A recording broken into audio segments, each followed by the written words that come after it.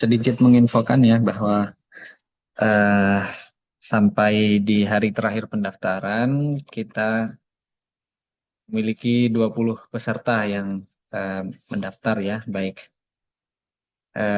yang terdiri yang berasal dari berbagai macam daerah dan latar belakang ya. Ada yang masih mahasiswa, ada yang mahasiswa S2, ada yang bahkan sudah profesor.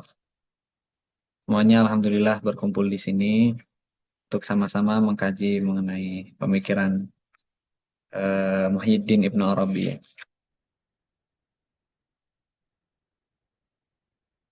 Eh, Sampai saat ini masih 11 peserta yang bergabung. Kita sembari menunggu yang lainnya.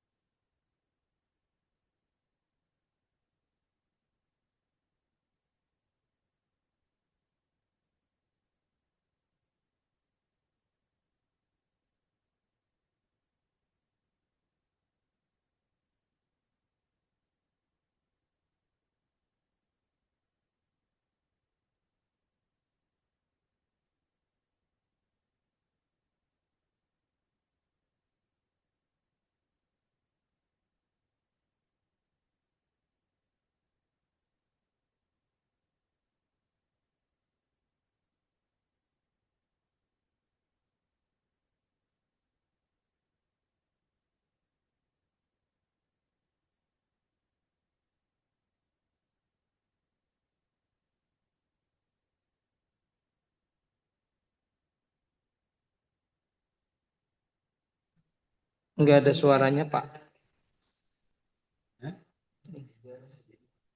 Iya, kita masih menunggu yang lain untuk masuk, Pak.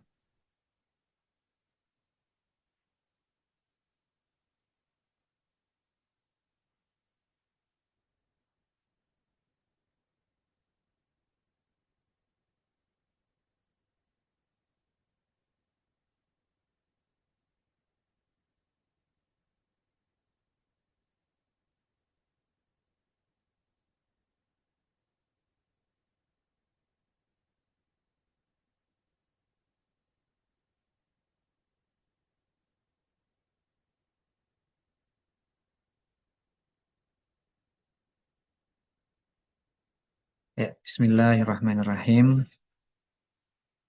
Rabbi shrah li sadri wa yassir li amri wa hlul 'uqdatan min lisani yafqahu qawli. Rabbi antiqna bil huda wa alhimna taqwa.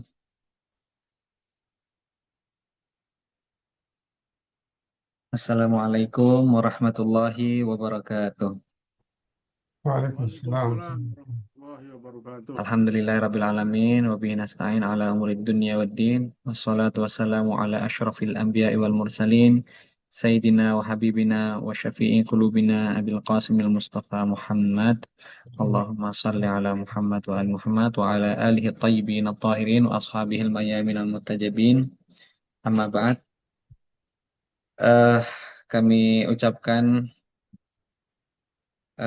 kami haturkan puja dan puji syukur kita kehadirat Allah Subhanahu wa taala karena atas limpahan rahmatnya lah kita semuanya dapat berkumpul di media Zoom ini dalam keadaan sehat walafiat. Salawat serta salam tak lupa kita curah limpahkan kehadirat Nabi besar baginda Nabi Muhammad Shallallahu Alaihi Wasallam beserta keluarganya yang suci dan sahabatnya yang setia, yang berkat ajarannya lah kita dapat menikmati nikmatnya iman dan Islam hingga saat ini. Hadirin hadirat sekalian yang dirahmati oleh Allah, alhamdulillah kita akhirnya bertemu lagi dalam kursus online yang seri kedua yang diadakan oleh Yayasan Hikmat Al-Mustafa. Mungkin sebagian dari kita masih lekat dalam memori kita. Kita pernah melaksanakan program kursus online juga, yaitu Ngabuburit Filsafat Islam yang dilaksanakan pada bulan Ramadan tahun lalu. Yang alhamdulillah antusiasme para pesertanya sangat tinggi. Kemudian berikutnya di kesempatan ini akhirnya kita mendapatkan kesempatan untuk bertemu kembali di kursus Madrasah Filsafat Ibnu Arabi. Ya, kursus ini merupakan kursus online yang diselenggarakan oleh Deputi Perguruan Tinggi Yayasan Hikmat Al-Mustafa, bekerja sama juga dengan Sekolah Tinggi Agama Islam Sadra, yang merupakan kursus online untuk mengkaji pemikiran Syekhul Akbar Muhyiddin Ibnu Arabi. Ya. Ini adalah program yang berseri yang akan dilangsungkan sebanyak 11 pertemuan dan ini merupakan pertemuan pertama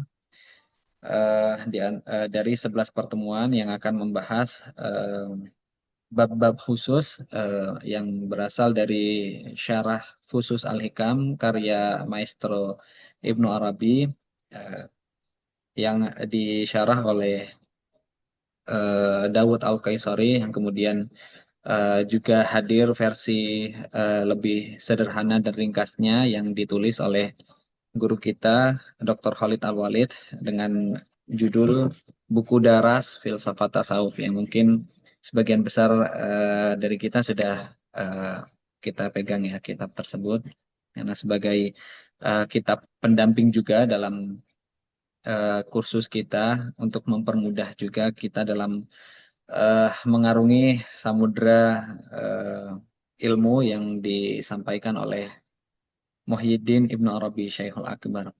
Pada malam hari ini kita akan mendalami materi tentang perkenalan dulu ya, perkenalan dan pendahuluan terhadap Ibnu Arabi.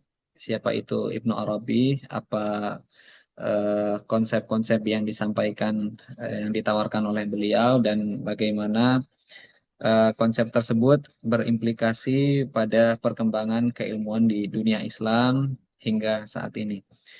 Telah hadir di tengah-tengah kita pemateri kita pada malam hari ini yaitu Al-Ustadz Al-Mukarram Dr. Abdul Aziz Abbasi. Selamat datang Ustadz.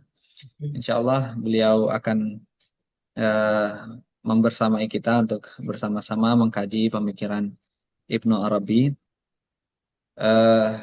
Ustadz insya Allah akan menyampaikan materinya selama 60 menit, kemudian setelah itu kita sambung dengan sesi tanya jawab atau diskusi. Kepada yang terhormat Ustadz Dr. Abdul Aziz Abbasi, waktu dan tempat kami persilahkan dan kami akan membantu untuk share screen materi yang akan disampaikan oleh beliau. Silahkan Ustadz. شكرا. أعوذ بالله من الشيطان الرجيم. بسم الله الرحمن الرحيم. الحمد لله رب العالمين، والصلاة والسلام على أشرف الأنبياء والمرسلين، سيدنا وحبيبنا أبي القاسم المصطفى محمد وعلى آله الطيبين الطاهرين وأصحابه المنتجبين.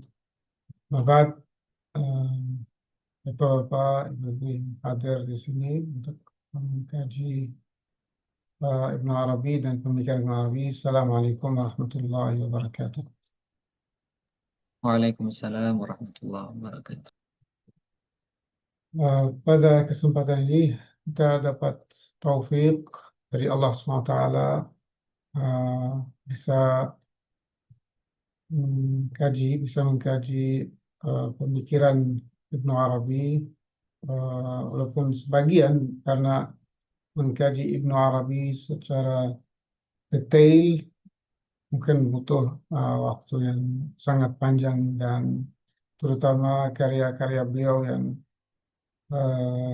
merupakan sumber atau referensi utama dari tasawuf falsafi, kalau di Indonesia disebut sebagai tasawuf falsafi atau irfan nadari atau theoretical mysticism. Jadi beliau terkenal sebagai pendiri dari madrasah tasawuf falsafi ini. Jadi kalau sebelum Ibn Arabi memang ada kajian-kajian tasawuf irfan yang lebih cenderung ke amalinya. Terus dalam karya-karya para sufi sebelum Ibn Arabi, misalnya Al-Ansari, misalnya Junaid Al-Baghdadi, dan semua sufi apa namanya yang hidup sebelum zaman Ibnu Arabi, abad 5 dan sampai abad 2 Hijriah, mereka menulis karya-karya yang aspek dominannya adalah tasawuf amali. Di situ ada konsep-konsep tasawuf falsafi, namun sangat apa namanya warnanya sangat lemah dan tidak mengutamakan kajian tersebut karena memang belum berkembang baik secara teoritis maupun kerangka apa namanya teoritis dan sistematika pembahasan ilmu tasawuf sebagai ilmu yang terpisah dari filsafat, dari kalam, belum tersedia. Dan Ibnu Arabi yang merupakan tokoh utama yang sekarang kalau kita ada ilmu tasawuf sebagai ilmu yang mandiri, ilmu yang bisa dikaji dalam banyak institusi, bahkan di dunia barat sangat mempengaruhi dunia barat, itu berkah wujudnya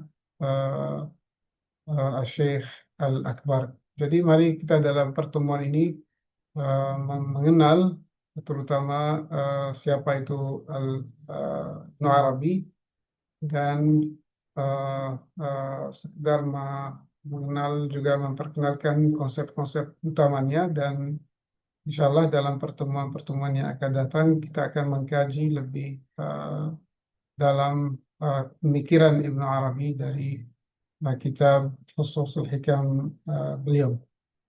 Jadi beliau terkenal sebagai slide berikutnya, Mas Ali. Ya, terima kasih. Jadi nama beliau Muhyiddin Ibn Arabi, atau lebih tepat Ibnul Arabi. Jadi Ibnul Arabi atau Abu Bakar Ibnul Arabi Ibnu Ali. Ada dua Abu Bakar Ibnul Arabi, tapi untuk membedakan dua Ibnu Arabi itu, jadi Ibnu Arabi dipanggil sebagai Ibnu Arabi saja tanpa alif lam, karena untuk membedakannya dari Ibnul Arabi yang merupakan ahli hadis, dan juga dua-duanya dari Andalusia, namun yang orang ahli hadis dan juga ahli tafsir lebih cenderung ke pemikiran yang lahiriah atau pemikiran yang sifatnya tekstual, Namun Syekh Al-Akbar atau Muhyiddin Ibn Arabi yang juga sebenarnya nama aslinya Ibn Arabi, walaupun menguasai ilmu syariat, ilmu tafsir, ilmu hadis, namun terkenal sebagai sufi. Jadi nama beliau Muhyiddin Ibn Arabi.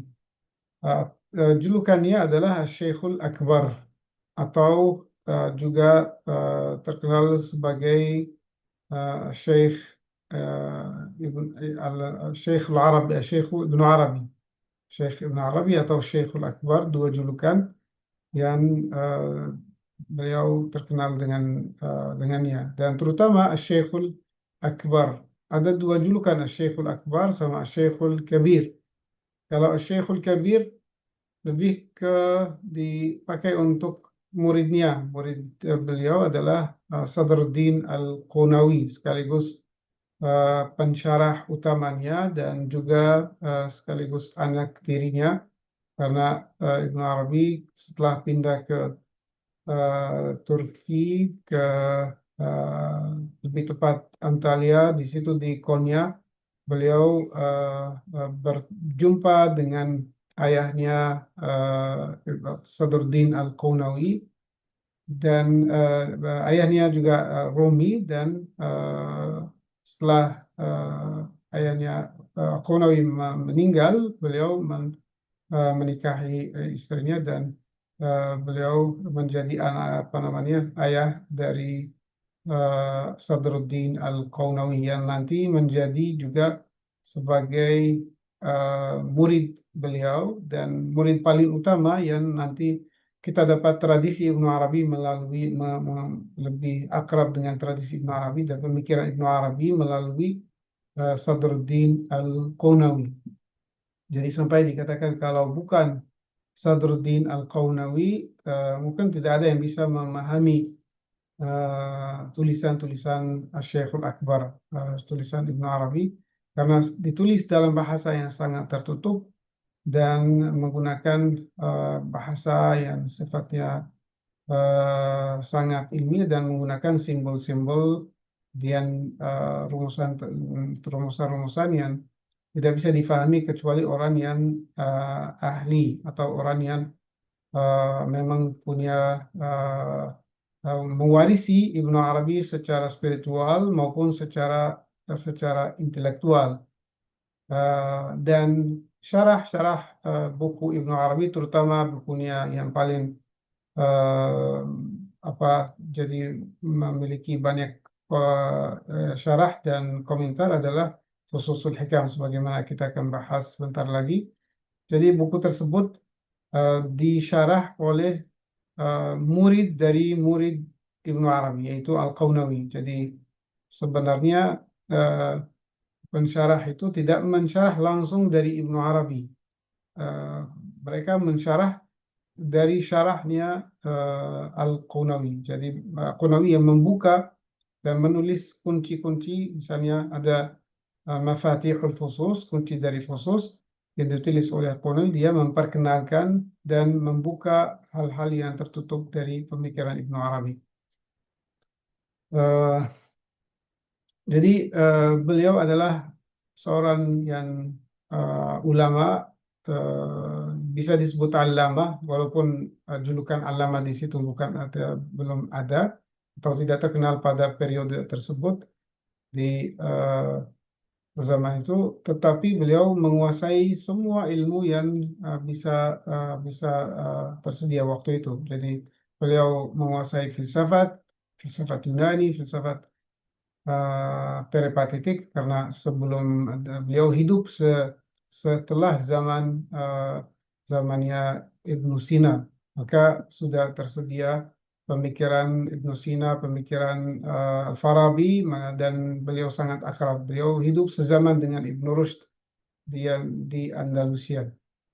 Juga beliau adalah penyair, banyak syair-syair beliau yang juga tertulis, sampai ada diwan Turjumanul Ashwaq yang semuanya adalah syair-syair, dan juga di Futuhatul Makkiyah dalam buku Magnus Opus adalah di situ setiap bab ada syair. Jadi membuka setiap bab dengan syair dan setelah itu beliau mensyarah atau menjelaskan konsepnya dengan dalam bahasa prosa. Ya, jadi pada kesempatan ini kita lebih mengenal kehidupan beliau dan juga sebagian dari pemikiran utamanya agar menjadi bekal bagi kita di dalam pertemuan-pertemuan berikutnya. Ya, lanjut slide berikutnya.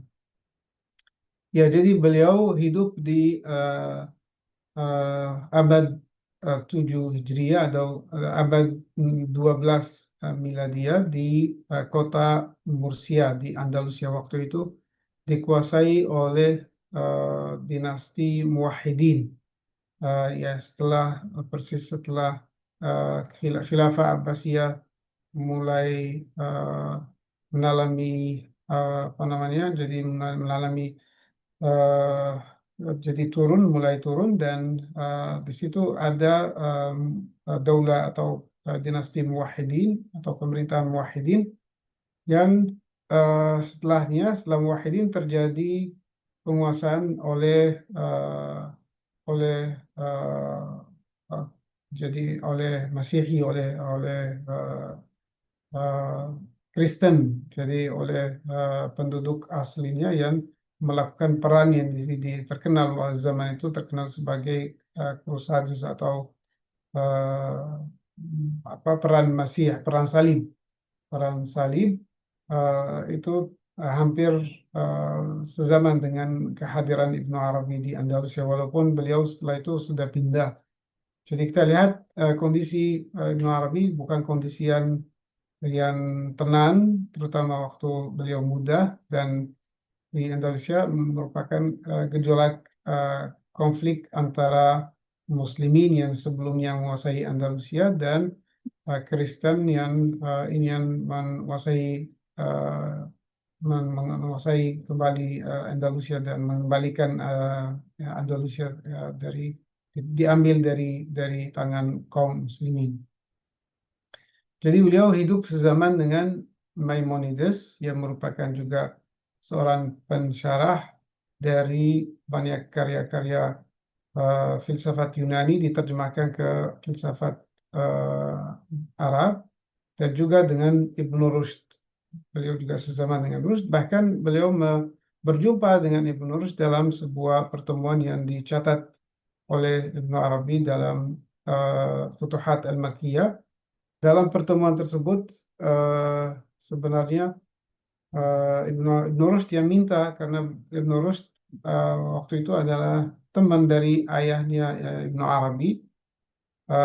Dia minta kepada sang ayah untuk berjumpa dengan anaknya karena sudah menjadi masyhur nama Ibnu Arabi dalam usia muda di waktu itu sekitar 20-an, 21, 22, sudah mulai terkenal sebagai orang sufi yang cepat mencapai makam-makam yang tinggi. Dan setelah Ibnu Rushd mendengar berita-berita dari seorang arif yang baru lahir dan namanya sangat terkenal, dia minta kepada ayahnya untuk berjumpa dengannya. Dan dalam perjumpaan tersebut yang singkat juga dan hanya sepatah kata yang tidak panjang, misalnya Ibnu Rushd menyampaikan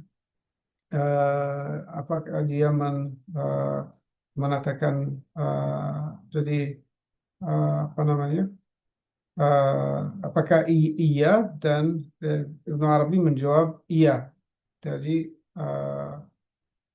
ianya seolah-olah mengakui ilmu Ibnu Rushd, itu ilmu filsafat atau ilmu teoritis, filsafat teoritis. Lalu sebentar lagi Ibnu Arabi menjawab tidak. Dan waktu itu Ibnu Rushd seolah-olah tersinggung dan merasa gak enak karena semua ilmu yang dia kuasai dan dianggap sebagai ulama terkenal di zaman itu di Andalusia, tiba-tiba mendapat eh, apa jadi mendapat apa istilahnya eh, argumen atau mendapatkan sebuah catatan yang negatif terhadap ilmu tersebut, yaitu dalam tidak itu, dan dalam penjelasan iya dan tidak itu adalah bahwa ilmu eh, filsafat yang sifatnya filsafat teori, terutama teori bukan hikmah, kalau hikmah lain, tapi teori merupakan ilmu yang mengantar kita untuk menjalani kehidupan menuju tujuan utama, tetapi tidak mencapai tujuan. Jadi hanya menerangi jalan kita, membuka wawasan untuk melihat bagaimana menjalani perjalanan kita, namun tidak bikin kita menjalani perjalanan tersebut dan tidak bikin kita sampai ke tujuan. Maka di situ terdapat tidaknya Ibnu Arabi. Jadi kalau ia mengafirmasi bahwa filsafat bisa membantu untuk memahami hakikat dari perjalanan manusia, sedangkan tidaknya bahwa tidak cukup filsafat untuk mengantar kita untuk mencapai tujuan kehidupan ini. Jadi ini pertemuan yang dan di situ ada juga komentar dari Ibnu Arabi bahwa antara iya dan tidak, jadi ruh bisa keluar dari tubuh atau kepala bisa terpisah dari badan. Maksudnya dengan iya tidak dan tidak itu bisa terjadi eh, apa namanya? Jadi mencapai tapi tidak mencapai atau membuka jalan untuk mencapai tapi tidak cukup untuk mencapainya. Jadi mungkin itu yang pertemuan yang masyhur antara Ibnu Arabi dan Ibnu Rushd. Beliau sebagaimana disampaikan tadi menguasai filsafat Yunani dan menguasai ilmu hadis, bahkan dicatat sebagai mujtahid yang memiliki ijazah untuk meriwayatkan hadis, dan beliau meriwayatkan sampai 70 hadis yang beliau meriwayatkan langsung sebagai dengan ijazah dari guru-gurunya. Nah, maka juga bisa disebut sebagai ahli hadis dan tafsir. Iya, jadi kondisi zaman Ibnu Arabi di Andalusia adalah zaman yang perang salib dan gejolak yang tidak mendukung suasana yang tenang, maka beliau setelah itu pindah dan mengalami perjalanan di luar Andalusia dan sampai ke banyak tempat yang lain. Juga hal yang perlu dicatat di Andalusia, beliau lahir di keluarga yang cukup terkenal sebagai keluarga. Ayahnya adalah jadi pejabat tinggi dalam dinasti Muwahhidin dalam pemerintahan, dan juga merupakan ulama terkenal, ulama besar. Jadi bukan hanya sekedar pejabat, tetapi ulama yang besar yang mendidik anaknya, juga menyediakan pendidikan yang sangat komplit bagi anaknya. Dan juga Ibnu Arabi menyampaikan tentang ayahnya bahwa beliau juga memiliki karamah, dan salah satu karamah ayahnya 15 hari sebelum meninggal beliau sudah tahu bahwa dia akan meninggal, dan mengabarkan kepada anaknya bahwa dia akan di hari tanggal tertentu dia akan meninggal. Dan di hari Ibnu Arabi mendampingi ayahnya dan melihat bahwa keadaannya sangat apa namanya jadi seolah-olah bukan orang yang akan meninggal. Wajahnya ceria, cahaya juga yang mencakup badannya, dan cahaya itu merupakan satu fenomena yang unik yang dilihat oleh Ibnu Arabi, tidak pernah terjadi seperti itu. Dan dia berdialog dengan ayahnya dia menyampaikan bahwa akan ke masjid sampai mendengarkan berita wafatnya, dan ayahnya mengatakan silakan, dan tidak membolehkan siapapun masuk ke kamarnya sampai ada kabar wafat. Dan setelah itu Ibnu Arabi kembali dan melihat jasad ayahnya, yang jasad orang yang seolah-olah hidup, bukan orang yang mati, karena masih kulitnya, jasadnya, dan semua sifat-sifat orang yang hidup masih terlihat di dalam tubuh ayahnya. Ini eh, ibunya juga terkenal dari keluarga yang zahid, dan juga diriwayatkan bahwa dua paman atau dari sisi ayahnya, beliau adalah arif dan zahid. Ya, itu juga. Jadi kita lihat di sini penaruh keluarga dalam mendidik seorang arif. Jadi orang arif yang bibit Orafa itu memang lahir dari ayah yang ulama, ayah yang bertakwa, mukmin, dan punya iman yang sangat tinggi, bahkan punya karamah, dan ibu juga yang dari keluarga yang sangat terkenal dengan ilmu dan zuhud. Jadi itu sangat berpengaruh untuk melahirkan seorang Ibnu Arabi yang bisa dikatakan uh, mungkin apa namanya, tokoh yang paling berjasa, yang mengembangkan ilmu tasawuf yang kita bisa menikmati hari ini. Ya, berikutnya, slide berikutnya ya.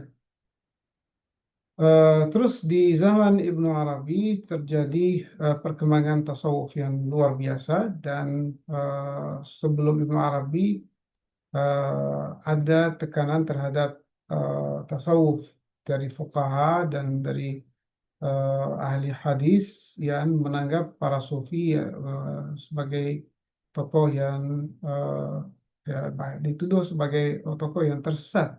Kita ingat misalnya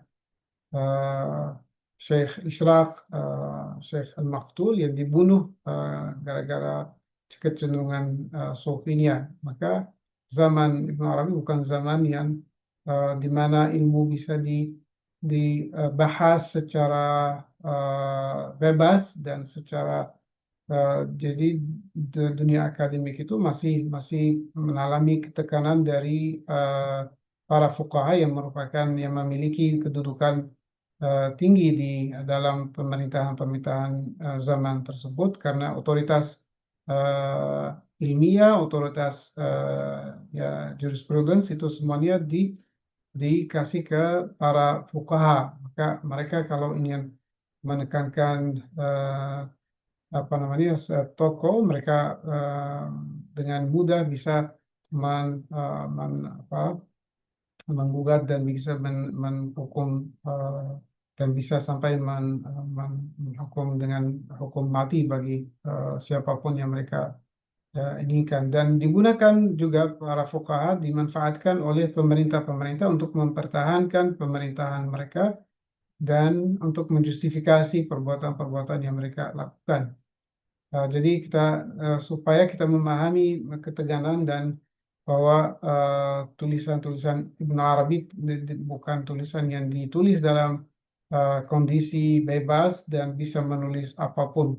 Jadi sangat apa ya, jadi hati-hati, dan bahkan banyak hal yang ditulis dengan cara yang tersembunyi, dan tidak mau supaya tidak mengalami jadi konflik dengan pemerintahan sezaman atau dengan para fuqaha.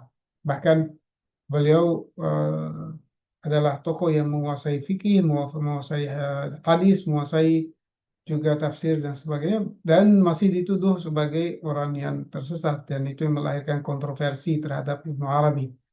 Jadi Ibnu Arabi merupakan tokoh yang dikagumi sampai tingkatan yang paling tinggi oleh pendukungnya, dan dari sisi lain dianggap orang tersesat oleh misalnya tokoh-tokoh ahli syariat atau ahli zahir. Dan salah satu yang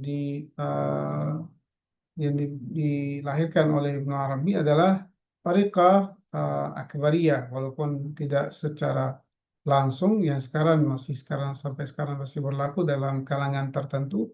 Tariqah Akbariyah merupakan tarikat Ibnu Arabi sendiri karena punya wirid-wirid sendiri, punya ajaran-ajaran sendiri bagaimana mendidik para sufi dan mendidik para pejalan perjalanan spiritual ini. Dan juga yang menarik bahwa beliau adalah tokoh yang sangat memperhatikan syariat dan menganggap bahwa syariat adalah syarat untuk mencapai makam-makam spiritual, dan tidak mungkin bagi seorang untuk menjadi arif, menjadi sufi tanpa menguasai syariat. Dan syariat merupakan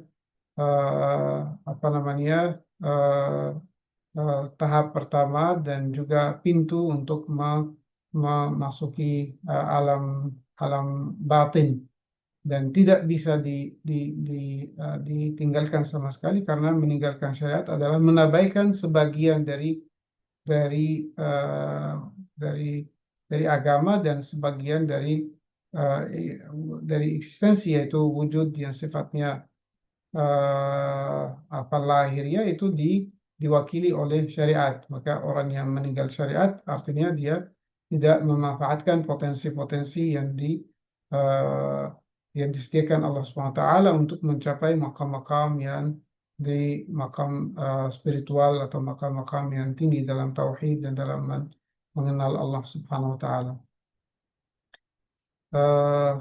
Jadi sebagai perumpamaan syariat dan hakikat, karena tarekat juga merupakan batin dari syariat, ini dua sayap dari agama yang tanpa salah satunya kita nggak bisa mencapai tujuan dari agama ini, yaitu berjumpa dengan Al-Haq Subhanahu Wa Taala. Nah, slide berikutnya, Salih. Ya, jadi sebagaimana disampaikan tadi, beliau setelah dia belajar jadi di kota Seville di Murcia, dia pindah ke Seville untuk belajar. Di situ mengalami dia belajar pelajaran dasarnya dan mengalami banyak perkembangan intelektual, dan punya banyak guru juga yang disediakan oleh ayahnya, karena ayahnya sebagai pejabat, sebagai orang yang terkenal, bisa menyediakan banyak guru bagi anaknya. Terus beliau mengalami jadi sebelum usia 20 tahun, Ibnu Arabi tidak sama sekali jadi menjalani kehidupan yang seperti anak muda di zaman itu. Jadi pergi memburu, pergi jalan-jalan dan seterusnya. Jadi masih menjalani kehidupan yang biasa-biasa saja.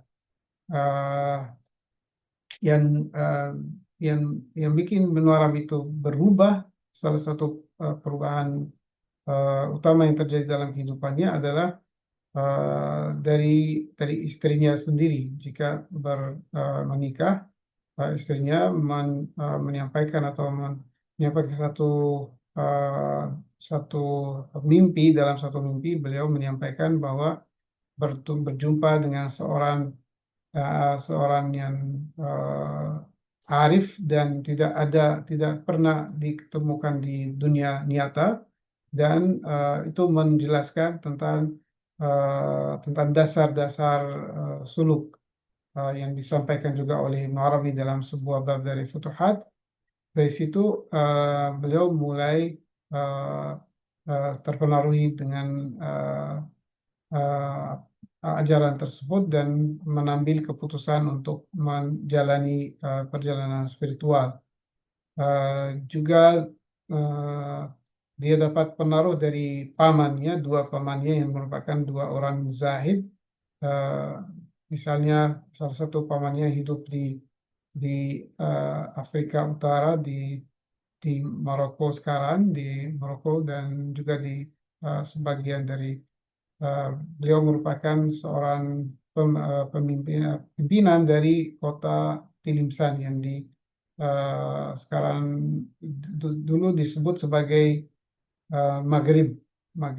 Sekarang di Aljazair, kota Tilimsan, di situ pamannya adalah hakim atau pemerintah dari kota tersebut. Dan satu hari dia berjalan di kota, menemukan seorang arif, arif dari Tunisia, dan dia bertanya, apakah jubah saya ini atau pakaian saya ini layak untuk dipakai untuk salat. Dari situ seorang arif itu menyampaikan bahwa ini kamu ini seperti anjing yang tenggelam dalam kotoran, tetapi jika dia mau buang air, dia mengangkat kakinya, menghindari untuk mengotori kakinya dengan air itu. Jadi di situ pamannya Ibnu Arabi tersentuh dan meninggalkan jabatannya sebagai hakim dari kota tersebut, sebagai sultan di kota tersebut, dan menjalani zuhud sampai dia mencapai makam yang tinggi dalam tasawuf, sampai orang arif itu dituju oleh orang-orang untuk meminta doa. Dia menyuruh mereka untuk minta doa kepada pamannya Ibnu Arabi, karena orang yang sebelumnya memiliki jabatan yang sangat tinggi sebagai orang pimpinan dari satu kota, dan ditinggalkan demi demi kesucian dan demi mendekatkan diri kepada Allah SWT, itu bukan sesuatu yang mudah. Jadi dia mengatakan ini kalau mau minta doa kepada pamannya Ibnu Arabi itu. Dan itu menjelaskan juga pengaruh ada dua paman Ibnu Arabi yang mempengaruhi juga Ibnu Arabi. Nanti beliau bisa menjadi tokoh yang terkenal dalam dunia tasawuf. Terus setelah ada konflik di Andalusia, terus perang salib dan sebagainya, Ibnu Arabi berjalan dan pergi dari Andalusia menuju Makkah. Tapi sebelum menuju Makkah, beliau lewat Afrika Utara. Afrika Utara dia ke Maroko sekarang, terus ke Tilimsan. Kota Tilimsan itu di perbatasan antara Maroko dan Aljazair sekarang. Di situ juga beliau bermimpi berjumpa dengan Rasulullah SAW, dan mulai mendapatkan pembukaan dan pencerahan. Dan di situ juga bermimpi atau berguru pada seorang arif yang terkenal yang namanya Sidi Bumadian, yang makamnya ada di kota Tilimsan itu. Dan itu juga salah satu orang guru yang berpengaruh pada Ibnu Arabi, dan tidak bertemu secara lahiriah. Dia bertemu secara spiritual, secara rohani, dan itu juga punya pengaruh terhadap Ibnu Arabi yang dialami di kota Tilimsan. Dan Abu Madian ini masih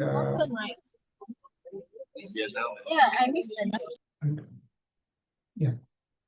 Jadi ini di mana, di Afrika Utara. Terus setelah itu beliau pindah ke Makkah, dan di Makkah juga tinggal lama di Makkah, dan di situ mendapatkan pembukaan yang disebut Futuhat Al-Makkiyah. Di situ mulai menulis buku Al-Futuhat Al-Makkiyah yang merupakan magnum opusnya Ibnu Arabi, yang merupakan ensiklopedia tasawuf yang menandung semua ilmu yang bukan hanya tasawuf, semua ilmu yang kita bisa bayangkan dengan pendekatan sufi. Bahkan syariat di situ disampaikan dengan pendekatan sufi.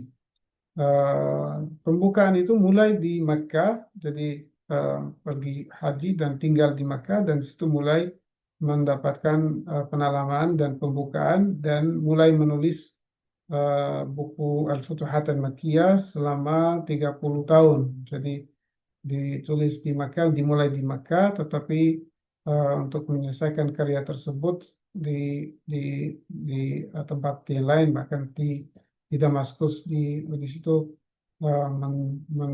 menyelesaikan karya tersebut. Dan bahkan disampaikan bahwa beliau menulisnya 2 kali. Dan naskah yang kita mendapatkan sekarang adalah naskah terakhir yang ditulis oleh Ibnu Arabi, dan versi pertama tidak ditemukan, tidak ditemukan sampai sekarang. Lalu juga beliau pergi ke Mesir, hidup di Mesir, Antalya di Turki, Konya, di mana dia juga berjumpa dengan ayahnya Rumi dan juga ayahnya Konawi yang nanti menjadi anak tirinya, dan juga ke Baghdad, hidup di Baghdad, dan terakhir dia menetap di Damaskus, di tempat yang namanya Jabal Qasyun. Sekarang makam beliau di Jabal Qasyun atau Gunung Qasyun di kota Damaskus. Beliau dimakamkan di situ, dan yaitu pada tahun 1240. Di situ juga beliau mengajar. Jadi di situ ada zawiyah atau madrasah kecil di mana dia melakukan ibadahnya sekaligus mengajar ilmu tasawuf kepada murid-muridnya. Lanjut, Mas Ali. Iya. Ya, ini karya-karya utama beliau adalah Al-Futuhat Al-Makkiyah yang tadi disampaikan, merupakan ensiklopedia yang sangat luas, mengandung ya, yang terdiri dari apa namanya? Jadi susunannya adalah bab-bab, dan setiap bab dimulai dengan syair dan juga mensyarah syair tersebut, dan penjelasan dari bermacam ilmu dari syariat, dari tasawuf, terus akhlak juga ada di dalamnya, dan tafsir kadang-kadang. Jadi karena tafsir Ibnu Arabi tidak ada tafsir yang terpisah, karena beliau menulis tafsir tapi tidak ditemukan dari tafsir yang utuh, tetapi tidak sampai kepada kita. Namun tafsir Ibnu Arabi yang kita temukan adalah kumpulan dari tafsir-tafsir yang ada di dalam buku Al-Futuhat Al-Makkiyah atau dalam Fusul Hikam atau dalam kitab-kitab yang lain. Itu yang menjadi nanti dikumpulkan oleh beberapa penulis seperti Mahmud Al-Ghurab, atau juga Ta'wilat Al-Kashani, 2 jilid itu yang dianggap sebagai tafsir Al-Kashani. Sebenarnya itu adalah tafsir yang itu dianggap sebagai tafsir Ibnu Arabi, padahal itu adalah Ta'wilat Al-Kashani, dan sebenarnya itu adalah tafsir Kashani, bukan tafsir Ibnu Arabi. Tafsir Ibnu Arabi yang dikumpulkan oleh Mahmud Al-Ghurab dalam 4 jilid yang judulnya Rahmatun Minur Rahman. Futuhat Al-Makkiyah sebagai yang disampaikan tadi ditulis pada masa 30 tahun. Ya, lanjut Mas Ali. Nah, ini konsep utama yang terkenal dari Ibnu Arabi. Jadi kalau kita menyebutkan Ibnu Arabi, orang langsung mengatakan wahdatul wujud atau wujudiyah. Di sini di Indonesia terkenal dengan wujudiyah. Dibandingkan dengan tasawuf akhlaki atau yang dinisbatkan kepada Imam Al-Ghazali. Ibn Arabi lebih terkenal dengan Wahdatul Wujud atau Wujudiyah, Madrasah Wujudiyah yang di sini misalnya di Indonesia salah satu penanutnya adalah Hamzah Al-Fansuri, yang juga mengalami nasib yang sama dengan Ibnu Arabi, yang dikagumi oleh murid-muridnya tetapi dituduh sebagai tokoh tersesat oleh apa namanya oleh pemikir-pemikir yang sifatnya lebih pemikir ortodoks atau pemikir yang mengutamakan syariat atau tekstualis. Begitu juga Ibnu Arabi dengan konsep wahdatul wujudnya, karena banyak orang tidak tahu apa makna wahdatul wujud, maka menuduh ajaran Ibnu Arabi sebagai ajaran yang sifatnya tersesat dan dianggap sama dengan panteisme atau dengan panenteisme, yaitu hulul dan misalnya Ittihad atau hulul dituduh sebagai ajaran yang sama dengan ittihad dan hulul. Dan memang orang yang menuduh Ibnu Arabi adalah orang yang tidak belajar tasawuf secara sistematis, tidak berguru, tidak mendalami tasawuf, dan menanggap atau memahami bahasa yang Ibnu Arabi dengan bahasa yang lain, dan jadi seorang kalau tidak menguasai istilah-istilah tasawuf, tidak menguasai ilmu tasawuf, tidak dipelajari dengan cara yang benar, yang tepat, dia pasti akan menuduh Ibnu Arabi sebagai orang yang menyamakan Tuhan dan makhluk. Dan wahdatul wujud itu dianggap sebagai hulul, ditafsirkan sebagai hulul dan atau ittihad. Jadi ini yang menyebabkan kontroversi terhadap tokoh Ibnu Arabi yang disebut sebagai tokoh tersesat, dan semua ajarannya adalah ajaran tersesat. Bahkan kita lihat sebagian dari ulama yang menganggap semua yang belajar ilmu ini adalah orang yang tersesat dan tidak boleh dipelajari oleh dilarang untuk murid-muridnya. Ini yang terjadi juga di zaman dahulu, misalnya di Indonesia apa namanya zaman Hamzah Fansuri, Ar-Randili, di situ para tokoh-tokoh ilmuwan ini melarang untuk muridnya untuk mempelajari wahdatul wujud ini. Dan sampai sekarang kalau orang mendengarkan wahdatul wujud, dia langsung kaget menganggap ini adalah ajaran sesat. Padahal kalau kita nanti insya Allah dalam pertemuan berikutnya ada penjelasan tentang makna wahdatul wujud dan makna wujud menurut Ibnu Arabi, dan mengenal konsep-konsep ajaran tasawuf ini.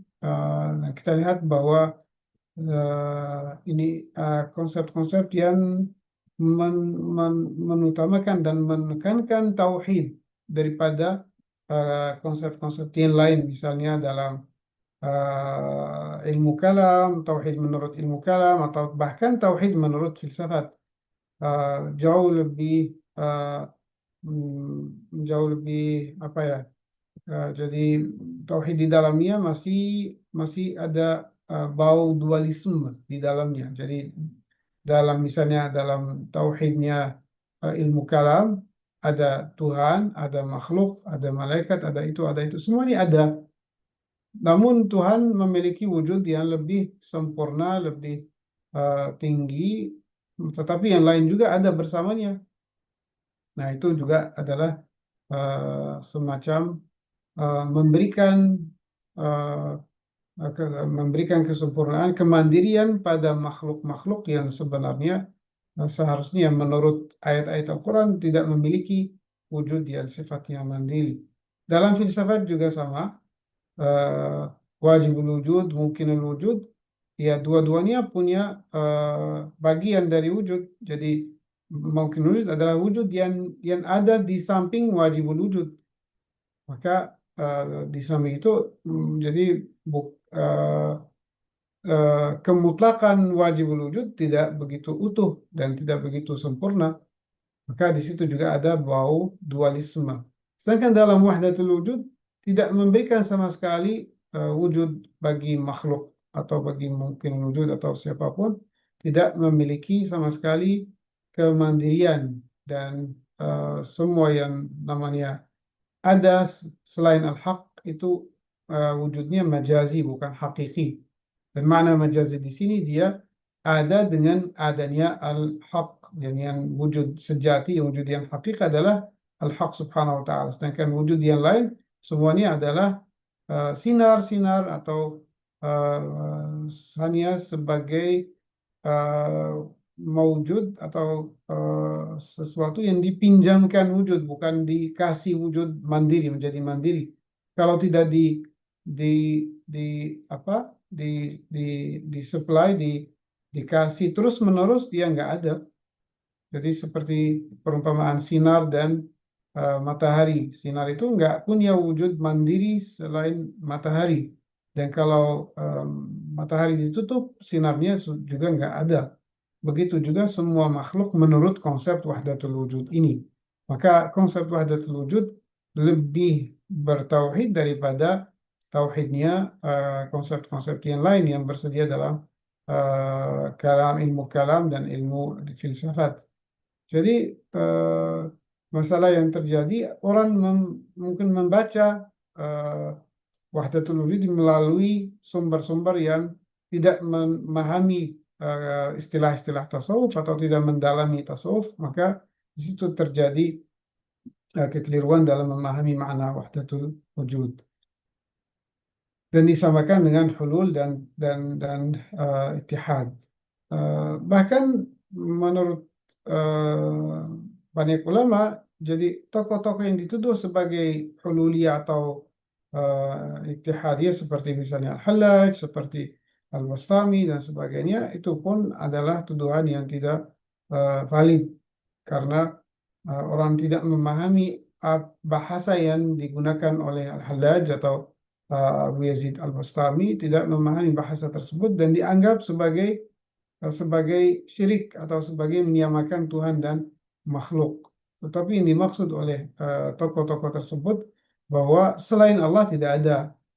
Jadi yang punya wujud hakiki adalah hanya al-haq subhanahu wa ta'ala. Yang lain hanya dipinjamkan. Jadi kalau dia mengatakan anal haq, bukan artinya saya eksis. Dia mengatakan justru saya tidak eksis.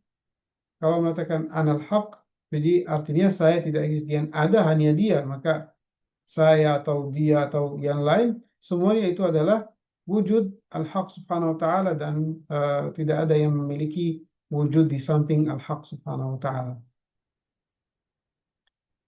Ya, jadi konsep wahdatul ini realitas yang ada, yang hakiki hanya satu. Terus yang lain itu disebut sebagai manifestasi, tajalli atau syu'un, hanya sebagai manifestasi dari al-haq subhanahu wa ta'ala. Lanjut, Mas Ali. Ya, ini analogi untuk menjelaskan wahdatul wujud. Jadi kalau kita lihat laut dan ombak, apakah ini adalah dua hal yang ada di samping, jadi dua hal yang eksis bersampingan atau satu hal? Jadi kalau kita menganalisa laut dan ombak, dia hanya satu, yaitu air. Tapi kalau dianalisa atau dilihat dari sudut pandang akliah rasional, akal kita bisa membedakan antara aspek lautnya, yaitu keseluruhan, jadi airnya dan semua yang ada di wadahnya dan seterusnya itu disebut, dan ombaknya itu semuanya disebut sebagai laut. Dan dalam laut itu kita bisa lihat airnya dan ombaknya yang merupakan bentuk yang hasil interaksi angin dengan laut dengan wadah di situ. Jadi bukan sesuatu yang ada selain laut atau ada selain air, itu air sendiri. Namun kita bisa menambil beberapa konsep dari satu hal secara eksistensial. Kalau secara eksistensi dia satu, tetapi akal kita bisa menambil beberapa aspek atau bisa melihat beberapa konsep, menambil beberapa konsep. Jadi keragaman konsep tidak melazimkan keragaman wujud. Jadi kalau kita mengatakan ombak, laut, air, ini beberapa konsep, 3 konsep. Namun wujudnya satu, itu air itu sendiri. Begitu juga perumpamaan cahaya atau analogi cahaya sama. Jadi cahaya matahari dengan sinar juga sama. Jadi matahari dan sinar satu kesatuan, jadi satu wujud, yaitu cahaya itu sendiri. Namun bisa dilihat dari dua sudut pandang. Sumbernya disebut sebagai matahari dan sinar disebut sebagai ya sinar. Jadi sinar disebut dikasih istilah, dikasih konsep, dan matahari dikasih konsep yang lain. Jadi dari satu wujud bisa kita mendapatkan beberapa konsep. Jadi ini juga dalam filsafat disebut sebagai ma'qul thani falsafi. Ma'qul thani falsafi, secondary intelligible, adalah konsep-konsep yang tidak memiliki eksistensi eksternal, namun dia diambil dari eksistensi eksternal. Akal kita bisa mengambil konsep itu dari eksistensi eksternal dan bisa mengambil banyak, bukan hanya satu. Misalnya dari satu wujud kita bisa mengambil beberapa konsep. Misalnya satu pena, kita bisa abstraksi, jadi menabstraksi beberapa konsep. Misalnya ini adalah mungkin wujud, sesuatu yang tidak eksis secara mandiri dan bisa ada bisa tidak ada. Terus dia satu, misalnya pena itu satu. Terus dia sebab, dia akibat. Ini semua konsep yang misalnya kita bisa hitung 4 konsep. 4 konsep ini tidak bikin pena itu menjadi 4 objek. Jadi dari satu objek kita bisa mengambil beberapa konsep dengan melihat sudut pandang keberadaan sesuatu itu. Begitu juga wujudnya Al-Haq Subhanahu wa Ta'ala. Dia satu wujud yang mutlak, yang memenuhi segala yang ada, tidak ada sama sekali kekosongan. Dan dari wujud itu kita bisa mengambil beberapa konsep. Ini disebut makhluk, ini disebut nama, ini disebut sifat, ini disebut ruh, ini disebut misalnya alam khayal dan seterusnya. Jadi dari situ muncul yang kita sebutkan maujud atau being. Being itu bukan sesuatu yang keberadaannya terpisah dari wujud yang mutlak. Jadi yang memiliki wujud yang mutlak hanya Al-Haq Subhanahu wa Ta'ala. Itu makna dari wahdatul wujud. Wahdatul wujud bukan bahwa semua Tuhan sama dengan makhluknya. Jadi menyamakan Tuhan dengan makhluk. Itu bukan wahdatul wujud. Yaitu pemahaman keliru dari wahdatul wujud. Ya, slide berikutnya, Mali. Nah, juga salah satu konsep yang penting yang dibahas oleh Ibnu Arabi dan nanti disempurnakan juga oleh banyak tokoh-tokoh yang lain seperti Al-Jili dan yang lain adalah konsep al-insan al-kamil, manusia sempurna. Jadi ini merupakan satu konsep yang sangat sentral. Kalau misalnya bukan Ibnu Arabi, kita sulit untuk memahami makna khalifah yang disampaikan oleh Al-Quran, yang dibahas oleh Al-Quran. Misalnya ini ja'ilun fil ardi khalifah. Kalau bukan ajaran ini, sulit untuk memahami banyak makna kenabian, terus kerasulan, terus imamah dan wilayah, sulit sama sekali untuk difahami dari ayat-ayat Al-Quran. Jadi Ibnu Arabi dengan konsep ini memudahkan perjalanan kita untuk memahami siapa itu insan kamil. Dengan menjelaskan apa itu insan kamil, kita bisa mengenal sosok seperti misalnya sosok Rasulullah SAW, terus kedudukan para nabi yang lain, kedudukan Nabi Adam dan seterusnya, dan kita memahami hakikat dari manusia itu seperti apa. Jadi dengan penjelasan ini kita menghindari reduksi yang terjadi jika kita memahami nabi atau rasul atau wali hanya sekedar manusia biasa yang dikasih tugas untuk menyampaikan pesan kepada kemanusiaan, kepada masyarakat. Itu konsep yang sangat reduktif, mereduksi hakikat dari insan kamil ini. Jadi dengan penjelasan insan kamil oleh Ibnu Arabi, kita bisa mendapatkan wawasan yang sangat luas dari apa itu dan siapa itu insan kamil, bahkan membuka juga bisa membuka pencerahan dan menjelaskan potensi-potensi bagi manusia. Manusia dengan konsep ini dia bisa mengenal potensi-potensinya dan bagaimana apa yang bisa dicapai dengan potensi-potensi tersebut. Jadi kalau tidak, ya manusia akan selalu mengira dirinya hanya jasad yang kecil ini dengan jiwa yang sebatas tempat yang dia tempati dan tidak punya cakrawala yang lebih luas dan tidak memiliki juga konsep tentang insan kamil dan insan kamil yang bisa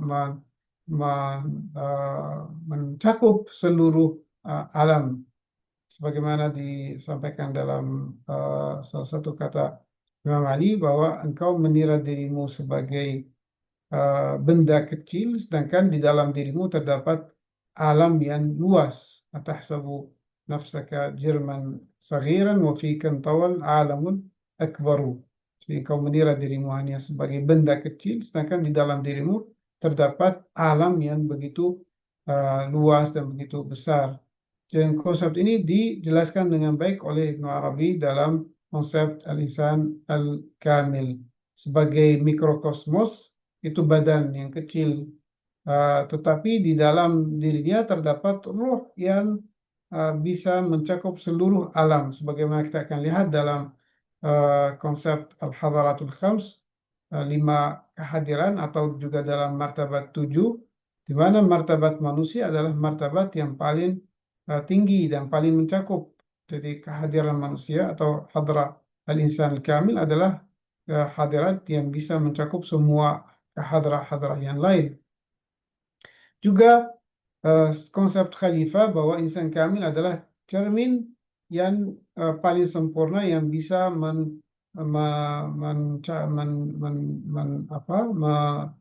merefleksikan atau mencerminkan semua nama-nama Allah.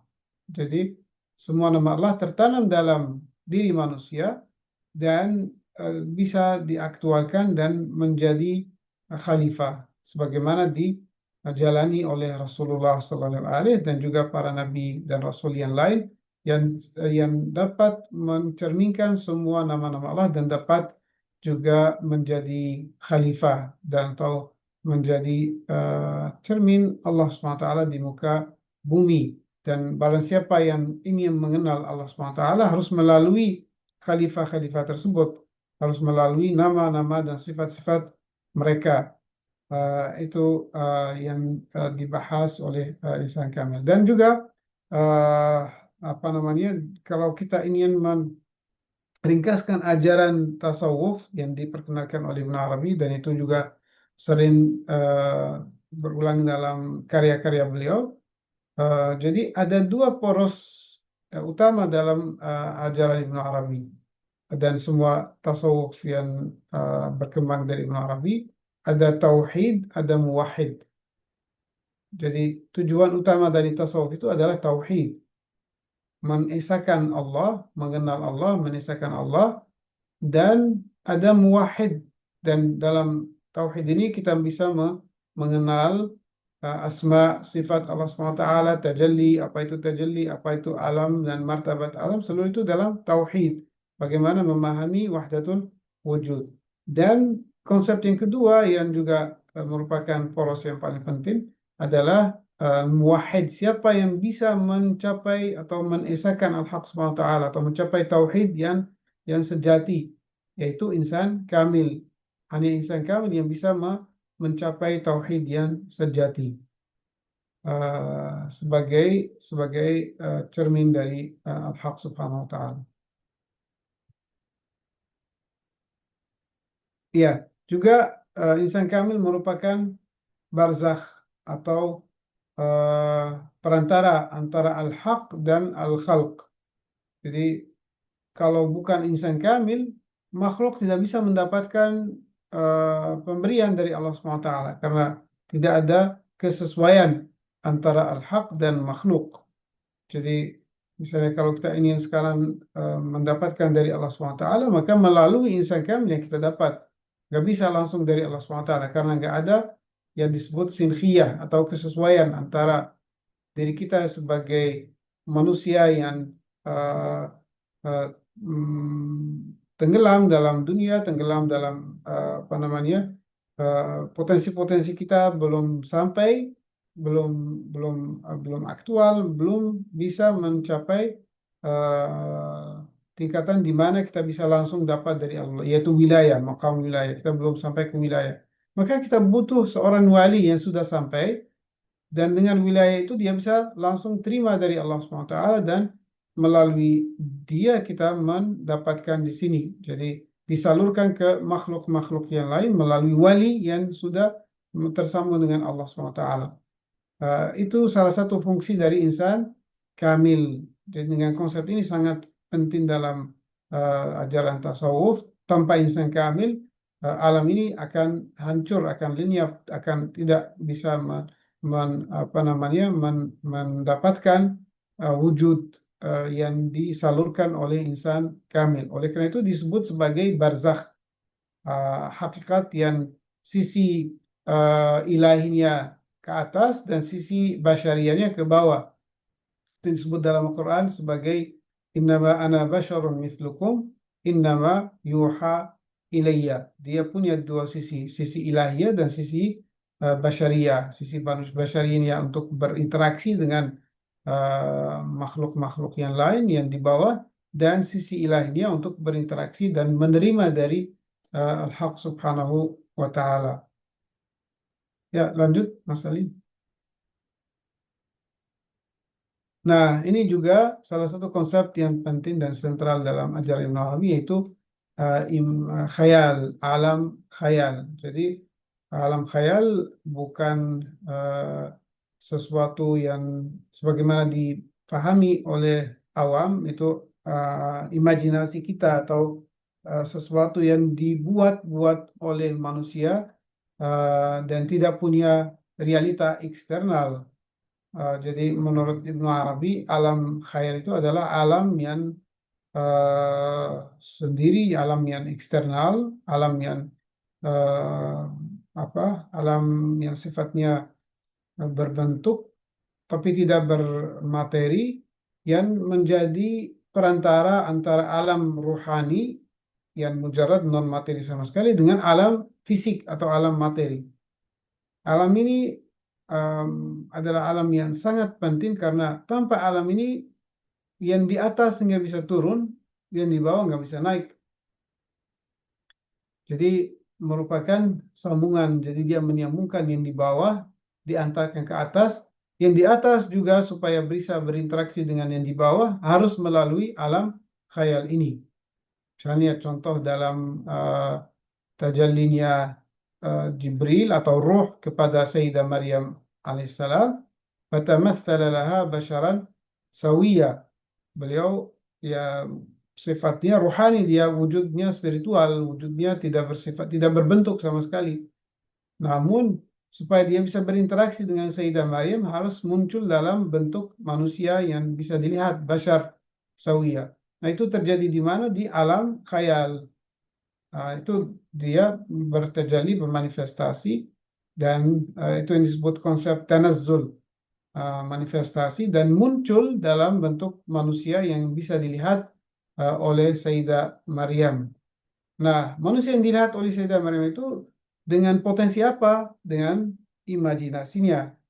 Namun yang dilihat itu bukan hanya fiksi, bukan hanya sesuatu yang dibuat-buat oleh khayal kita. Dia punya eksistensi eksternal di alam khayal atau disebut juga alam barzakh yang biasanya juga kita bisa menalaminya dalam alam mimpi. Jadi orang yang mimpinya benar, dia bisa menalami alam tersebut, itu yang disebut alam khayal. Jadi Mi'raj itu harus melalui alam khayal. Jadi alam khayal merupakan tahap pertama dari Mi'raj. Jadi bentuk-bentuk yang disampaikan dalam hadis Mi'raj itu yang punya bentuk semuanya terjadi di alam imajinasi ini. Bahkan surganya Nabi Adam juga terjadi di alam ini. Jadi surga yang diceritakan dalam surat Al-Baqarah di mana Nabi Adam makan buah atau dari pohon tersebut, semua itu di alam imajinasi ini. Dan alam ini sebagaimana disampaikan tadi adalah alam yang eksis, alam yang ada, tapi apa namanya? Dia tidak bersifat materi dan merupakan asal dari alam yang di materi ini. Jadi menurut Ibnu Arabi ada dua macam alam khayal. Alam khayal dalam qaus nuzul dan di qaus su'ud atau busur naik. Ini mungkin akan dibahas nanti dalam kajian ontologi menurut Ibnu Arabi, wujud dan sebagainya.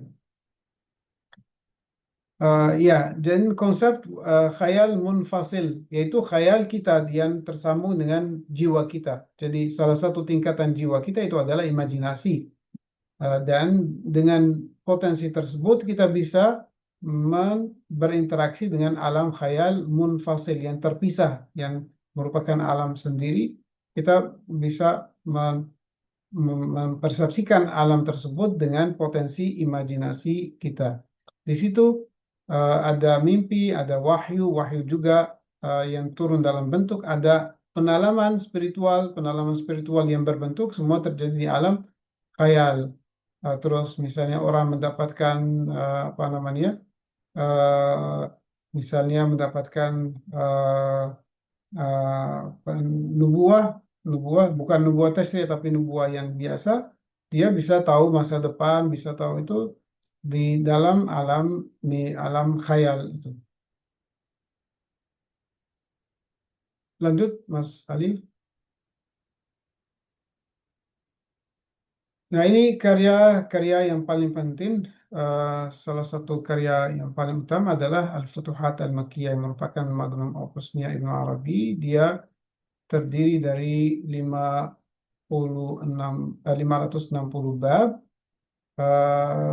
Terus dikarang di Makkah, diselesaikan di Damaskus. Terus sekarang yang versi yang ada versi 4 jilid. Itu ada versi Mesir, ada versi Konya, ada dua versi. Tetapi dua versi tersebut kembali ke satu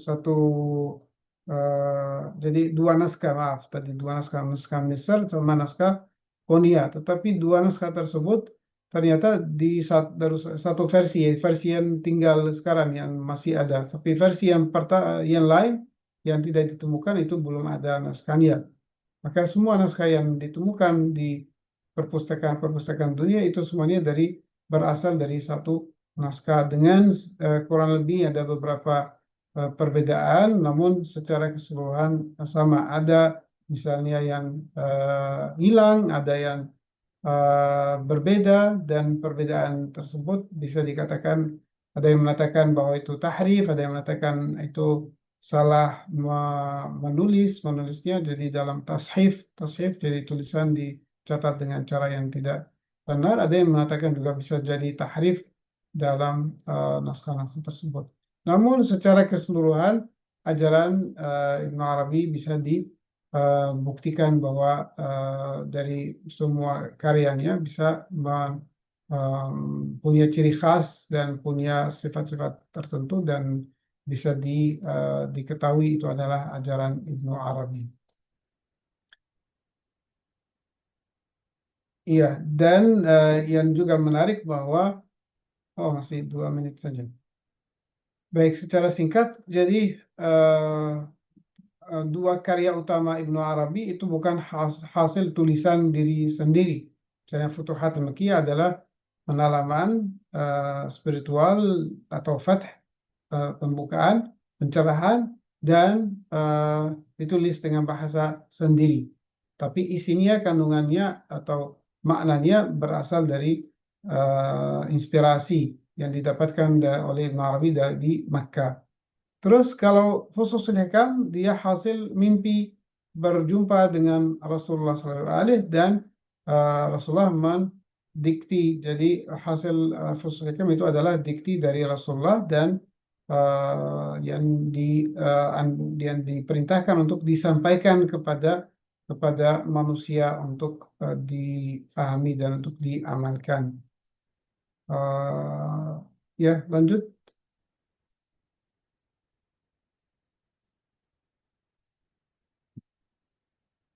Iya, Fususul Hikam jadi terdiri dari 27 fas atau ya 27 fas. Fas itu adalah batu dari cincin yang bermakna bahwa itu adalah jadi perumpamaannya adalah batu itu memiliki ukiran. Jadi ukiran itu adalah inspirasi yang disampaikan oleh Allah SWT dalam hati manusia. Hati manusia itu di perumpamaannya adalah batu tersebut. Maka wahyu itu adalah ukiran yang disampaikan Allah SWT atau diturunkan Allah SWT dalam hati para nabi. Dan setiap nabi merupakan hikmah tertentu yang sesuai dengan wadahnya dan sesuai dengan juga masyarakat yang dia ditutus untuk masyarakat tersebut. Jadi masyarakat tersebut merupakan juga mempengaruhi potensi nabi yang mendapatkan hikmah sesuai dengan masyarakatnya. Jadi mulai dari Nabi Adam, fas Adami, sampai fas 27 itu fas Nabi Muhammad SAW. Dan dalam konsep Nabi Adam ini sebenarnya bukan Nabi Adam sebagai sosok Nabi, tetapi Ibn Arabi di sini lebih memperkenalkan manusia secara umum. Jadi karena kita ini semuanya adalah manusia, maka semua ini kita adalah Adam, dan di sini memperkenalkan hakikat diri kita sendiri.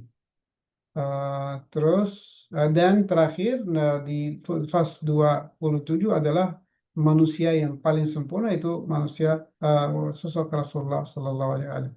Lanjut, Mas Ali. Iya, terus puisi dan syair secara khusus di buku terjemahan Al-Ashwaq yang juga merupakan karya fenomenal yang sangat-sangat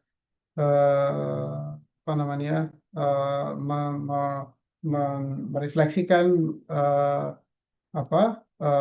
betapa lembutnya Ibnu Arabi, dan mungkin ini menceritakan cintanya Ibnu Arabi, dan ceritanya bisa ditelusuri dalam buku terjemahan Ashwaq. Lanjut, Mas Ali.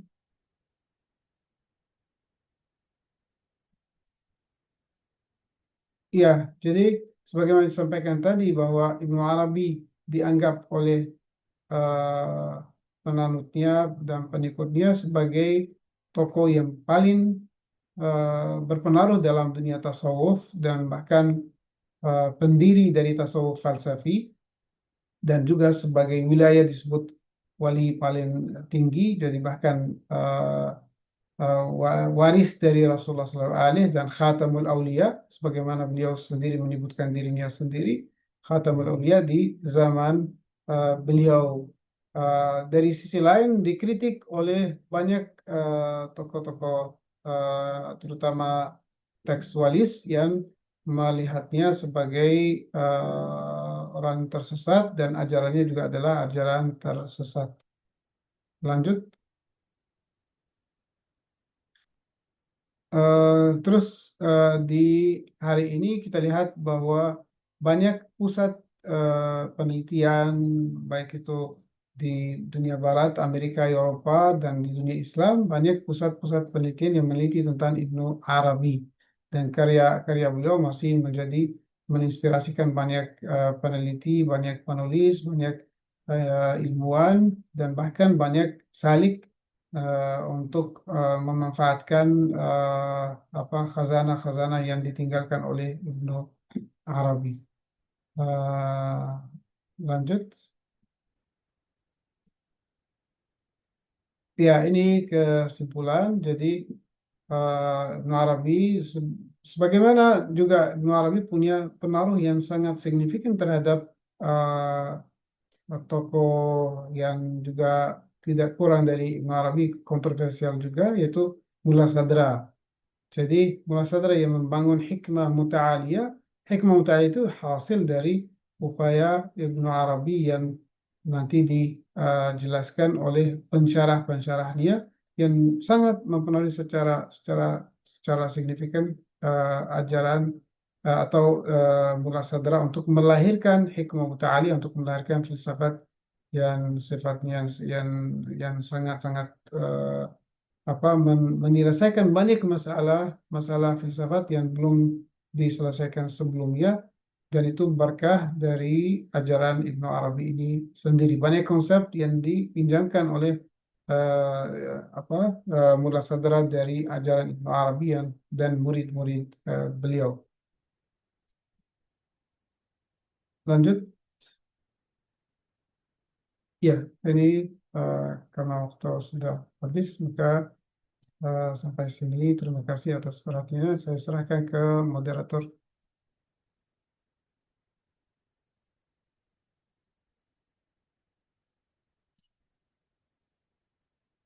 Ya, ya Alhamdulillah, terima kasih banyak Ustaz atas penyampaiannya yang sepertinya sudah memberikan kita spoiler ya mungkin bahasa sekarang itu, atau gambaran untuk materi-materi yang akan kita jelajahi ke depannya, karena sangat banyak materi-materi pokok yang disampaikan oleh Ustaz Dr. Abdul Aziz Abbasi. Ada gagasan ontologis tentang wujud tadi ya, disampaikan juga tajalli juga, bab tajalli, bab hadrah hamsah, alam misal, insan kamil, dan banyak bab-bab lainnya yang sebetulnya nanti akan kita dalami lagi ke depannya, cuman sudah disampaikan secara garis besarnya oleh Ustadz Dr. Abdul Aziz Abbasi. Terima kasih Ustadz atas penyampaiannya. Berikutnya kita memasuki sesi tanya jawab atau diskusi.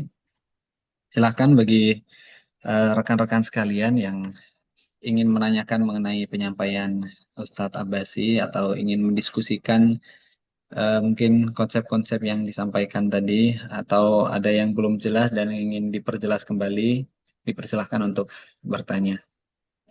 Boleh untuk mengangkat tangannya terlebih dahulu, kemudian dipersilahkan oleh moderator.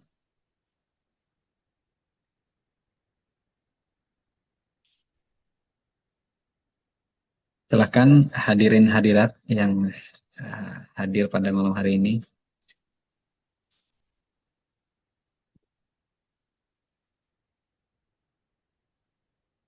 Atau mungkin pembukanya dari moderator dulu mungkin ya Ustaz.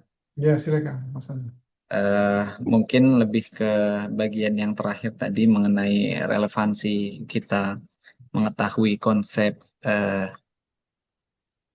Ini ada dari peserta dulu, saat kita persilahkan kepada Saudara Gifari, dipersilahkan untuk mengajukan pertanyaannya.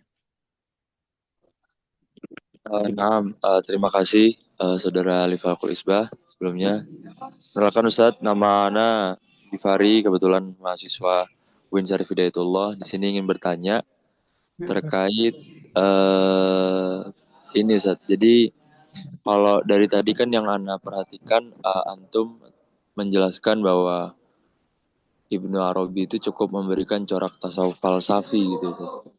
Yang mana corak tasawuf falsafinya itu cukup erat berkaitan dengan aspek dimensi ontologis atau ontologi Islam itu sendiri, yang menekankan pada hakikat wujud itu sendiri kan pembahasannya. Nah, pertanyaannya itu, apakah dari fokus Ibnu Arabi yang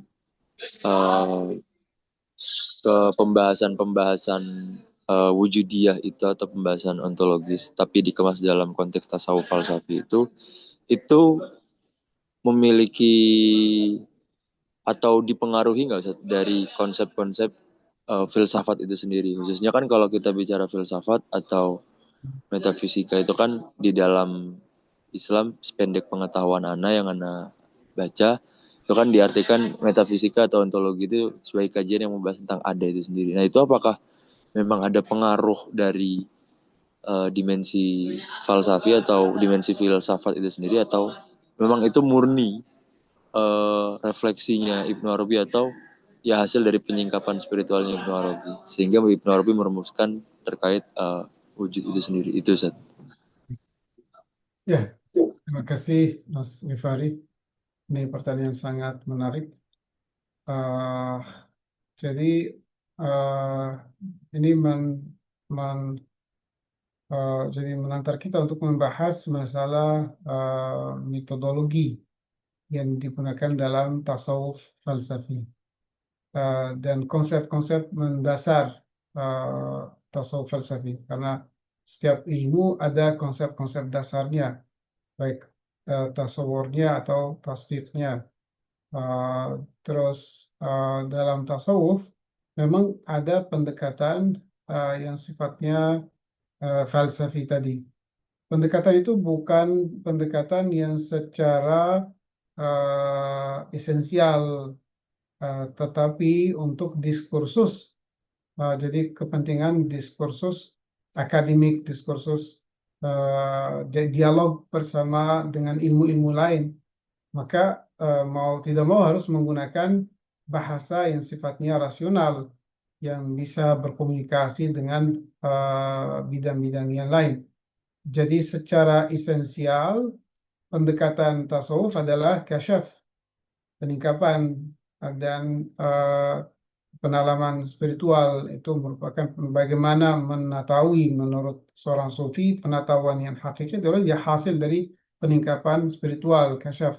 Namun dalam untuk mengkomunikasikan hasil itu harus menggunakan bahasa yang difahami oleh umum dan dari situ lahir konsep-konsep filosofi. Dan jadi Ibnu Arabi meminjamkan banyak konsep-konsep dari filsafat, bahkan dari teologi juga, misalnya konsep ayang tsabita yang dipinjamkan dari Mu'tazilah atau konsep yang lain.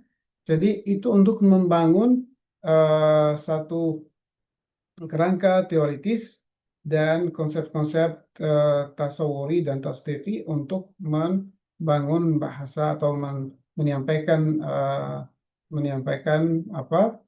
ilmu tasawuf itu dalam bahasa yang bisa difahami. Dari situ lahir apa yang diketahui sebagai tasawuf falsafi. Jadi kalau ontologinya hasil penalaman spiritual. Jadi misalnya konsep tauhidnya, konsep asma dan sifatnya, tajallinya, insan kamil, itu semuanya hasil dari penalaman spiritual. Namun untuk menyampaikannya kepada kita harus menggunakan bahasa yang kita pahami. Karena kita bahasa penalaman kita belum paham, belum bisa, bukan sesuatu yang bisa di-share, bukan sesuatu yang bisa dibagi, harus dialami. Namun untuk memahami sedikit apa yang terjadi harus menggunakan bahasa rasional. Dari situ lahir makna tasawuf falsafi. Dan kalau tokoh seperti Ibnu Arabi atau tokoh yang tidak menguasai filsafat, tidak menguasai ilmu kalam, dan tidak menguasai bidang yang lain, tidak bisa menemaskan penalaman itu dalam bahasa yang bisa difahami oleh banyak kalangan intelektual. Dan itu sangat-sangat penting. Itu merupakan betapa jadi universalitas dari tokoh Ibnu Arabi yang saya sebutkan tadi sebagai orang yang menguasai hampir semua bidang ilmu. Jadi dengan menguasai semua bidang ilmu, dia bisa membangun satu kerangka teoritis yang dengannya dia bisa menemaskan pengalaman spiritual yang tidak sebelumnya banyak tokoh yang punya pengalaman juga, tapi tidak mampu untuk menyampaikan pengalaman itu, tidak bisa dikemas dalam bahasa yang bisa dipahami oleh semuanya. Ya mungkin itu menjawab. Ya, Mudah-mudahan terjawab ya, Saudara Gifari. Kita beranjak ke penanya berikutnya yang bertanya via kolom chat. Izin saya bacakan Ustaz dari Saudara Muhammad Haidar. Apakah pemikir sebelumnya belum punya perhatian atas wahdatul wujud? Jika memang tidak ada, dari mana awal Ibnu Arabi sehingga ia mengembangkan konsep wahdatul wujud ini? Gitu Ustaz. Baik, terima kasih. Sebenarnya wahdatul wujud sebagai tauhid mengesahkan Al-Haq SWT dengan cara yang disampaikan Ibnu Arabi sudah merupakan ajaran Al-Quran dan hadis dan sahabat-sahabat yang misalnya pertama yang di mungkin di situ belum ada istilah tasawuf, tapi bisa kita mengatakan itu sufi atau itu ahlus sufah, sahabat-sahabat yang di zaman Rasulullah SAW, dan itu apa namanya, jadi tujuan utama mereka adalah mengenal Allah SWT, menisahkan Allah SWT, bertauhid kepada Allah SWT, dan dari situ mulai konsep tauhid ini. Dan tapi bukan dalam bentuk konsep yang sebagaimana disampaikan oleh Ibnu Arabi. Misalnya kita lihat konsep itu dalam karya-karya berikutnya, misalnya dalam karya abad ketiga, keempat, misalnya dalam Manazilus Sa'irin, dalam apa namanya, dalam Qutul Qulub dan seterusnya, itu ada secara implisit wahdatul wujud, tapi tidak ada konsepnya, tidak ada namanya. Tapi orang yang tahu bahasa tasawuf akan memahami itu yang dimaksud di situ adalah wahdatul wujud atau wujudiyah. Terus, namun Ibnu Arabi mampu menyampaikannya dalam konsep yang bisa dijelaskan secara dalam bentuk konsep-konsep yang bisa difahami oleh semuanya. Ya, jadi Ibnu Arabi sendiri bukan tidak menciptakan konsep, tidak menciptakan makna wahdatul wujud itu, tapi beliau mampu bahkan beliau sendiri tidak menggunakan istilah wahdatul wujud dalam karya-karya beliau. Jadi istilah wahdatul wujud itu lahir belakangan juga. Ada istilah wujud, maujud, dan seterusnya, tetapi wahdatul wujud sebagai konsep tidak lahir juga dengan Ibnu Arabi. Ya, yes. Ya, mudah-mudahan terjawab ya, Saudara Muhammad Haidar. Kemudian pertanyaan berikutnya, Ustadz, dari Saudara Ronidin. Ayat mana dalam Al-Quran yang kira-kira dekat dengan konsep wahdatul wujud? Baik, ya, terima kasih. Itu ayat di surat Al-Hadid. Huwal awwalu wal akhiru wal zahiru wal batin. Jadi kalau kita lihat ayat ini, huwal awwalu, huwal akhiru, huwal zahiru, huwal batin. Bagaimana sesuatu yang dia, yang zahir, yang batin. Dia yang zahir, dia yang batin. Jadi kalau bukan satu, nggak bisa menjadi zahir dan batin sekaligus. Nggak bisa menjadi awal dan akhir sekaligus. Jadi kalau melihat ini dengan mata yang dualistik, jadi zahir nggak bisa menjadi batin, awal nggak bisa menjadi akhir. Tetapi dengan konsep wahdatul wujud, satu wujud yang mencakup semuanya, dan dia di dalamnya, dalam cakupannya ada yang disebut tajalli atau manifestasi. Di situ muncul lahir, misalnya alam ini adalah alam lahir, tapi dia bukan sesuatu yang terpisah dari dirinya. Huwal batin, jadi lahir ini dari dia, yang batin itu yang gak kelihatan bagi kita, tapi bagi dia, dan dia yang awal dan dia yang akhir. Maka ayat ini nggak mungkin difahami kalau tidak ada konsep wahdatul wujud. Karena kalau menggunakan bahasa dualistik atau logika Aristoteles, ini adalah kontradiksi. sesuatu nggak bisa menjadi zahir dan batin sekaligus. Maka di situ ada banyak pembahasan yang mengatakan itu adalah apa istilahnya, jadi konsep-konsep yang sifatnya kontradiktif. Sedangkan untuk supaya tidak terjebak dalam kontradiksi harus dijelaskan dengan konsep yang sifatnya wujud ihati dan muhati. Jadi mencakup dan dicakup. Satu wujud dia mencakup dan makhluknya tercakup, bukan dua wujud yang bersampingan dan dualistik, dan di situ nggak bisa dan itu pasti ada kontradiksi. Ya, semoga menjawab. Dan juga misalnya ada ayat yang lain selain ayat ini dari surat Al-Hadid, misalnya wa huwa ma'akum aynama kuntum, wa huwa ma'akum aynama kuntum, di mana kalian berada dia bersama kalian. Jadi bersama kita, bagaimana bersama kita?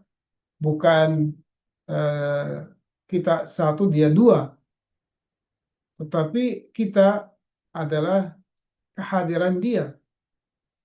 Maka ma'iyah, jadi ma'iyah wujudiyah di sini, bukan ma'iyah yang sifatnya dualistik. Juga dalam ayat yang lain, aynama tuwallu fathamma wajhullah, di mana kalian berpaling ada wajah Allah. Bagaimana dijelaskan? Jadi dimanapun kita berpaling ada wajah Allah. Wajah Allah satu wajah, bukan banyak wajah. Jadi satu wajah yang menghadirkan semuanya. Dan ada banyak ayat-ayat yang lain.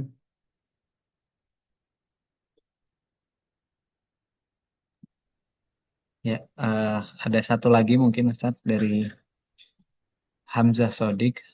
Apakah pengalaman spiritual atau mistis itu bersifat subjektif? Bisakah diverifikasi? Apakah mesti bernilai hak atau benar? Begitu Ustadz pertanyaan. Baik, terima kasih. Pak Hamzah, ini pertanyaan akan dijawab dalam pertemuan tentang kasyaf. Jadi Pak Hamzah mengantisipasi pembahasan tentang kasyaf. Ya, jadi pembahasan tentang kasyaf membahas tentang pengalaman spiritual dan epistemologi tasawuf secara spesifik, membahas bahwa apakah pengalaman itu bisa diverifikasi, tidak, dia bisa menjadi ilmu, tidak, atau bagaimana alat mengukur kasyaf dan validasi dari kasyaf. Ya, insya Allah akan dibahas secara detail pada bab kasyaf. Ya, Ustaz. Terima kasih, Ustaz. Masalah Pak Hamzah. Harus sabar Pak Hamzah. Luar biasa. Terima kasih, Ustaz. Ya, apakah antum masih mengizinkan ada pertanyaan lagi Ustadz, atau kita cukupkan di sini? Boleh, kalau ada pertanyaan silakan. Silahkan bagi rekan-rekan yang masih ada yang mungkin mengganjal tentang konsep wahdatul wujud ini.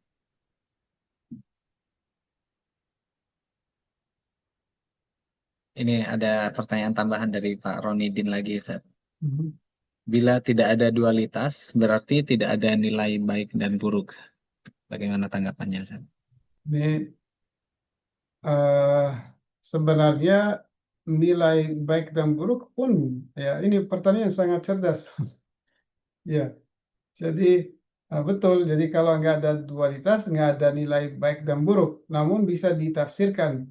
Jadi baik dan buruk itu bukan sesuatu yang ada. Yang ada itu baik saja.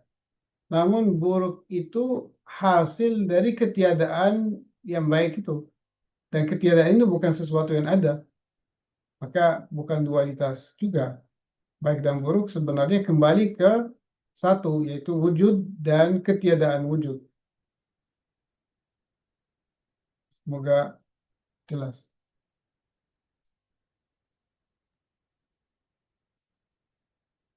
Ya, itu juga sepertinya jawaban pengantar ya, Ustaz, untuk sampai ke pembahasan yang lebih mendalam nantinya. Insyaallah. Ya, ada yang mau ditanyakan lagi dari rekan-rekan peserta sekalian?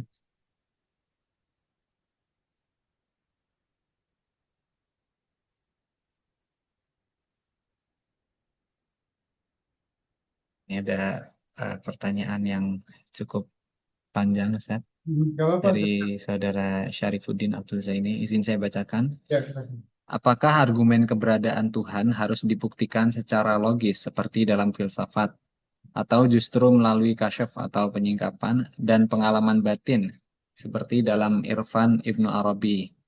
Dan bagaimana cara kita menjembatani antara kebutuhan logis dan iman rasa ini dalam konteks pencarian modern? Baik, terima kasih. Eh, Sebenarnya dalam tasawuf atau irfan, semua pembuktian bukan hanya Tuhan, jadi semua pembuktian itu metodologi utamanya irfan adalah kasyaf. Jadi seorang arif tidak mencukupkan diri dengan argumentasi logis. Dia harus mengalami, harus ada penalaman, harus ada pencapaian. Itu baru itu meyakinkan, baru itu menjadi satu keyakinan. Namun dalam untuk menyampaikan, untuk menjelaskan, untuk berinteraksi dengan yang lain, untuk membantu yang lain juga harus ada argumentasi logis terhadap pengalaman tersebut. Jadi harus bisa dijelaskan secara konsep yang bisa difahami, harus menggunakan argumen-argumen yang rasional yang bisa meyakini secara rasional, dan itu sebagai cara komunikasi penalaman dengan akal. Jadi dialog antara akal dan hati. Dan itu sesuatu yang sangat mungkin dan sangat dianjurkan dalam tasawuf Islam. Jadi dialog antara iman dan akal. Iman dan akal itu bukan dua hal yang bertolak belakang atau berkontradiksi, bahkan saling melengkapi. Jadi akal mengantar kita kepada iman, dan dengan iman itu kita bisa mendapatkan pengalaman. Ya, semoga terjawab. Ya, semoga terjawab ya pertanyaan dari saudara Syarifuddin. Masih ada lagi, mungkin kita berikan kesempatan lagi untuk terakhir sebelum masuk ke kesimpulan nantinya.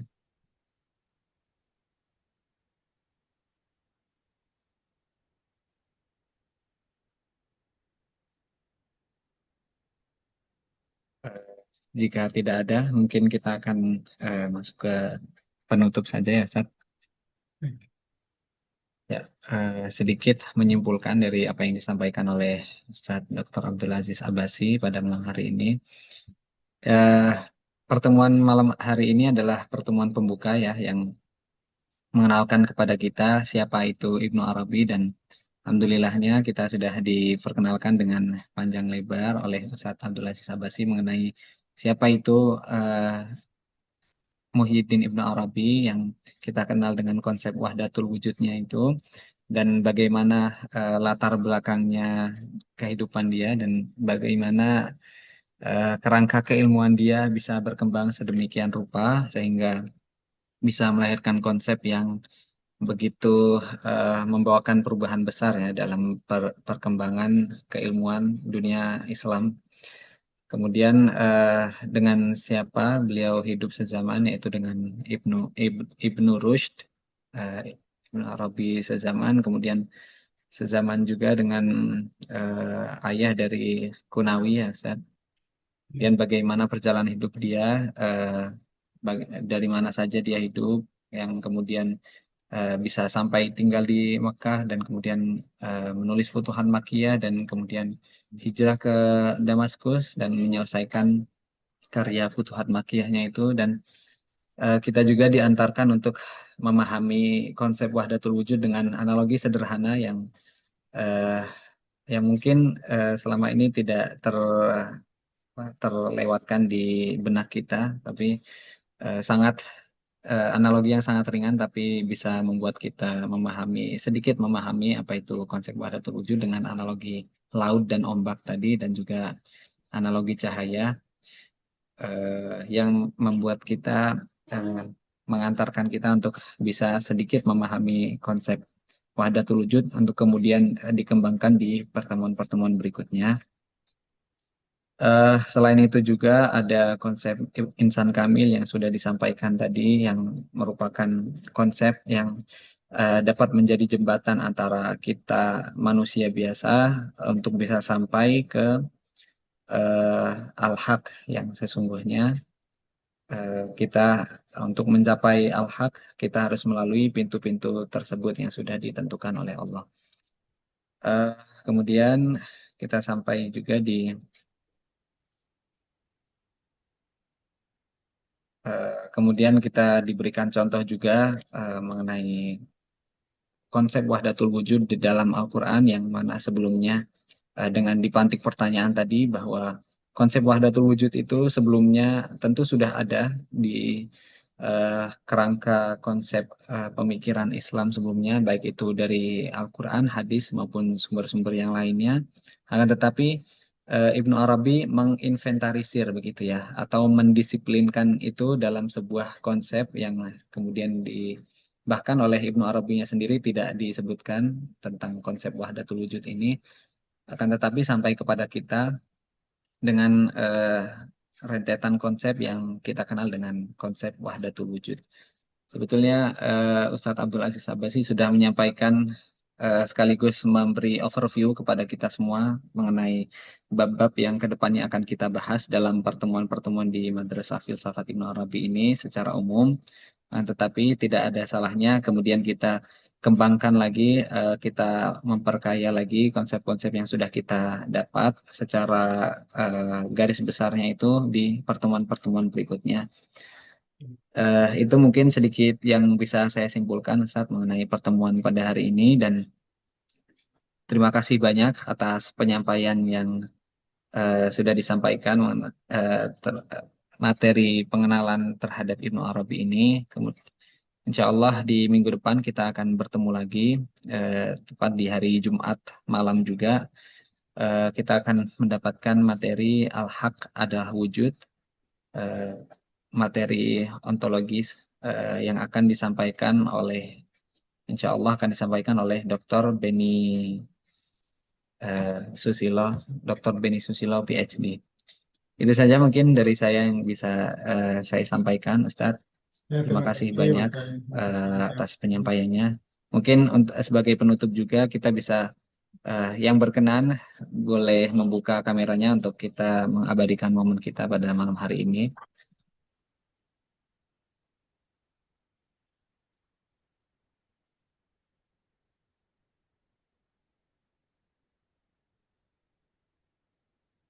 Ya, dipersilahkan untuk membuka kamera bagi yang berkenan untuk kita mendokumentasikan sesi kita pada malam hari ini.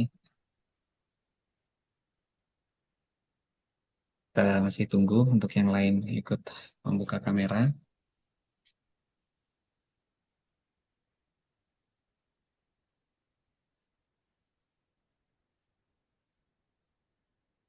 Baik, kami hitung mundur ya. 5, 4, 3, 2, 1. Kali lagi, 3, 2, 1. Baik. Terima kasih semuanya atas partisipasi aktifnya dalam sesi kita pada malam hari ini. Terima kasih banyak juga kepada Ustadz Dr. Abdul Aziz Abbasi yang sudah menyampaikan materinya dengan sangat gamblang dan komprehensif, yang mengantarkan kita supaya lebih tertarik lagi untuk bisa mendalami konsep dan pemikiran Muhyiddin Ibnu Arabi ke depannya. Sekian dari kami, saya Alif Falkul Isbah mewakili panitia dan penyelenggara dari Deputi Perguruan Tinggi Yayasan Hikmat Al-Mustafa, meminta maaf jika terdapat kekurangan dan kesalahan dalam pelaksanaan program kita pada malam hari ini. Insya Allah kekurangan-kekurangan yang ada dapat disampaikan melalui grup ataupun melalui chat pribadi untuk diperbaiki di pertemuan berikutnya. Sekian, kami tutup. Wallahul muwaffiq ila aqwamit thoriq. Wassalamualaikum warahmatullahi wabarakatuh. Waalaikumsalam warahmatullahi Waalaikumsalam. wabarakatuh. Waalaikumsalam, Ustaz. Makasih, Syekh. Terima Makasih, kasih, Mas Ustaz. Habib.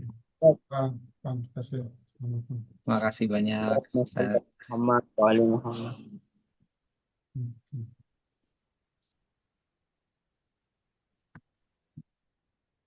Ya, insya Allah materi-materi yang disampaikan pada malam hari ini akan kita kirimkan juga dokumentasinya dan slide PowerPoint-nya juga ya di grup.